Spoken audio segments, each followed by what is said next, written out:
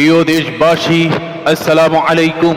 17 জানুয়ারি শুক্রবার সকাল 9টা শুরু হতে যাচ্ছে ঐতিহাসিক শরদ্দি উদ্যান ঢাকা যুব কনভেনশন অনুষ্ঠান।